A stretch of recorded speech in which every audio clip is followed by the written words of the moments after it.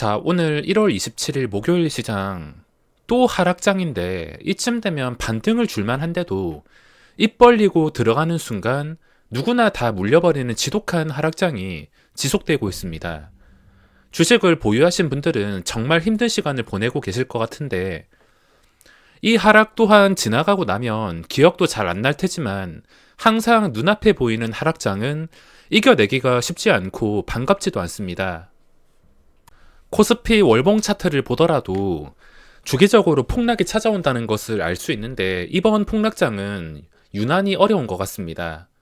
이번 달에 수익이냐 손실이냐를 떠나서 이번 폭락장이 가장 어려운 이유는 누구나 단군일에 처음 겪는 시장이 나왔습니다. 누구나 이 상승을 처음 겪었을 것이며 지금 하락 또한 처음 겪으신 분들이 많으실 겁니다. 수많은 고수분들도 작년까지 이런 말도 안 되는 상승장에서 수익을 내든 손실을 내든 이 경험들이 전부 다 처음이었을 것이고 지금 하락도 최고점에서 떨어지는 것이기 때문에 누구나 처음 겪는 시장에 서서히 피말려 죽이는 시장이라고 표현을 해야 될까? 서서히 반등 없이 계속 떨어지는 게 참 어려운 것 같습니다. 지난 폭락장과 차이점이 뭐가 있냐면 2020년 3월 이때는 실전 투자 대회가 겹쳐 있었는데 매매할 만한 종목들은 충분히 널려 있었습니다. 어차피 단타라는 게 당일 주도주 거래가 몰리는 것들, 거래가 몰리고 양봉이 뜨는 거, 그런 종목은 폭락장이 온다 하더라도 옥석 가리기가 수월해서 매매하는데 그렇게 어렵진 않습니다. 욕심만 덜 부린다면 줄 때 먹고 빠진다면은 충분히 어떤 시장에서든 단타로 수익을 낼 수 있는데 이때는 시장이 이렇게 심하게 폭락을 했어도 요즘에 유행하는 그 관련주들이 키트주, 마스크주 초기에 엄청 활발하게 움직여서 이런 시장에서도 매매할 만한 종목들은 충분히 많아서 하루도 쉬지 않고 매매를 했습니다.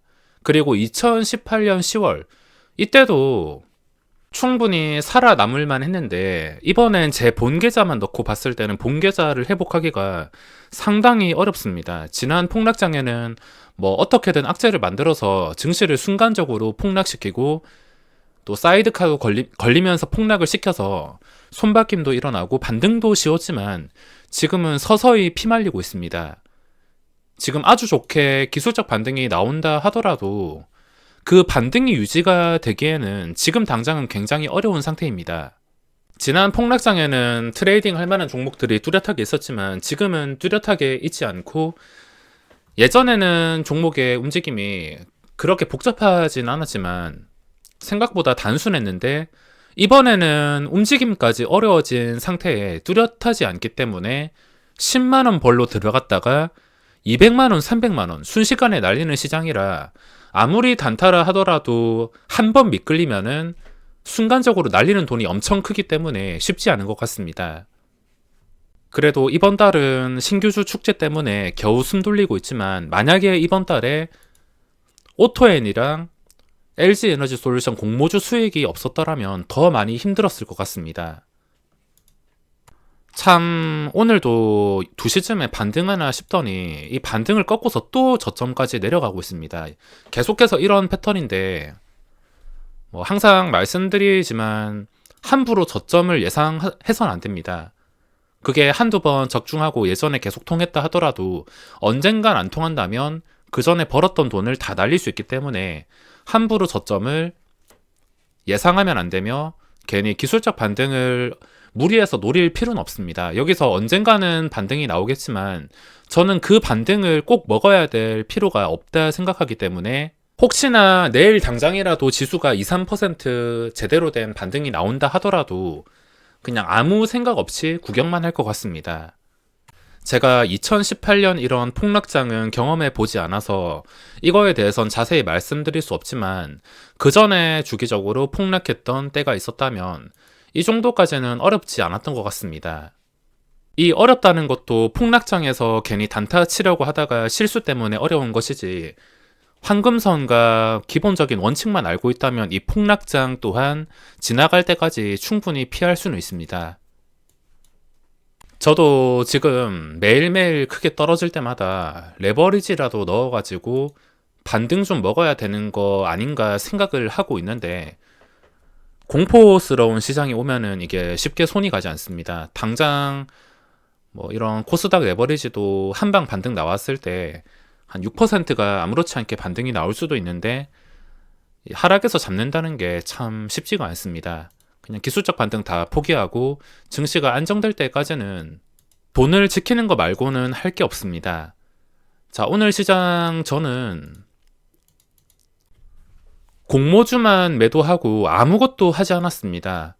지나와서 하는 이야기지만 LG에너지솔루션 충분히 트레이딩으로 먹을 자리는 많이 만들어줬습니다. 더 빠지지 않을 때 이용해서 황금선 위에서 있는 시간이 훨씬 더 오래 있을 때 눈치를 챘어야 되는데 오늘은 왠지 아무것도 하기 싫어서 호가 단위가 변하는 50만원 뚫어줄 때 이때 렉이 걸리면서 50만원 뚫어주는 것까지 봤는데 50만원에 제가 주문을 넣었지만 한 방에 쓸어가서 이걸 체결시키지 못한 뒤에 그 뒤에 따라잡지 않고 그냥 아무것도 안 했습니다. 충분히 먹을 자리는 많이 만들어진 것 같은데 2배 시작을 해서 원칙을 지키자 싶어서 아무것도 하지 않았습니다.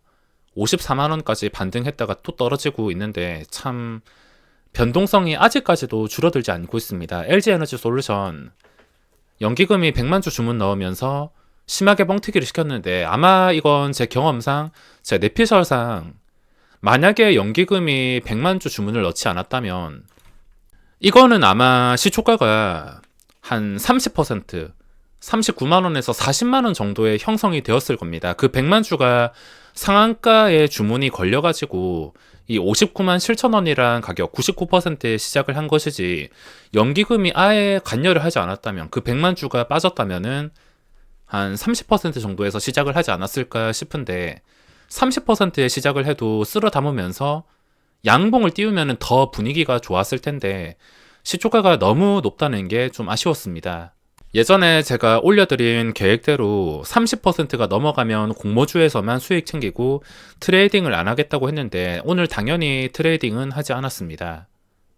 근데 오늘 LG에너지솔루션이 참 대단한 게 모든 돈이 몰리면서 현재 거래대금이 7조 원, 8조 원 가까이 엄청난 거래대금이 나왔습니다. 이게 만약에 뻥튀기 된 다음에 그냥 해먹고서 끝이면은 여기서 회복한다 하더라도 계속 계단식으로 하락해서 오늘 마이너스 20% 이상에서 마감을 했을 텐데 이 뒤부터 아직까지 광기가 완전히 죽진 않았습니다. 게다가 50만원까지 겹쳐 있어서 이게 좀 좋게 본다면은 카카오페이처럼 카카오페이는 당장 반등이 나온 게 아니라 시간이 좀 지나가지고 한번 고점을 찍었지만 만약에 이 LG에너지솔루션도 기간에 저런 무지성 수급이 끝까지 들어오게 된다면 그 전에 있었던 대부분의 종목들 패턴처럼 아무리 안 좋은 종목, 아무리 거품, 아무리 시총 논란이 있다 하더라도 한 번쯤은 탈출 기회를 주거나 한 번쯤은 고점을 터치할 가능성이 있습니다. 앞으로 기관 투자자가 꾸준히 매수할 가능성이 높아 보이는데 그렇게 된다면 시간이 지나가지고 최고점인 다시 60만원 근처까지 한 번쯤은 터치를 하거나 터치했다가 뭐 카카오페이처럼 내려오거나 터치한 다음에 추가적인 상승이 충분히 나올 수도 있습니다.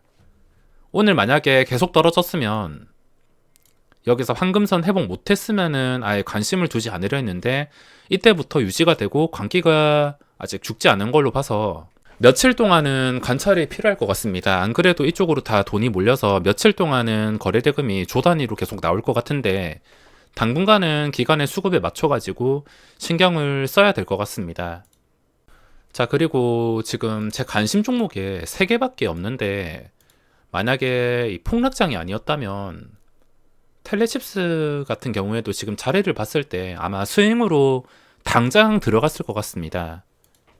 폭락장에서 최근에 시장이 폭락했어도 텔레칩스는 영향을 받지 않고 있는데 이런 종목은 만약에 기술적 반등이 강하게 나온다면 잠깐 소외가 되어서 다른 최근에 낙폭이 심했던 종목들 위주로 반등하거나 추가적인 하락이 나오면은 이것도 영향을 받을 수가 있어서 참 애매하게 되었습니다. 기술적 반등이 나와도 소외될 가능성이 높고 추가 하락이 나온다면은 영향을 추세에 받을 수 있기 때문에 참 지금 상황이 어렵게 되었습니다. 근데 스윙 자리를 볼 때는 이렇게 올라온 상태에서 주가가 쉽게 빠지지 않을 때 이런 자리에서 공략을 하는 게 맞으며 지금 아진 엑스텍도 추세가 그대로 유지가 되고 있습니다. 황금선 추세, 이런 시장이 약한데도 추세가 유지가 된다는 것은 아직까지는 힘이 살아있긴 하지만 쉽게 손을 대고 있지 못하고 있습니다. 신규주는 보통 끝이 난다면 계속해서 떨어지고 거래량이 줄어야지 정상입니다. 이런 식으로 계속 지하를 파야지 정상인데 그 정상에서 벗어나서 거래대금이 유지가 되고 주가가 잘 빠지지 않는다면 상승밖에 없습니다. 그래서 당분간은 돈이 몰려있는 전체적인 종목들 기술적 반등을 노리는 것보다 돈이 몰려있는 LG에너지솔루션 쪽에서만 집중해야 될 것 같습니다. 자, 그럼 오늘 영상은 여기서 마무리하겠습니다.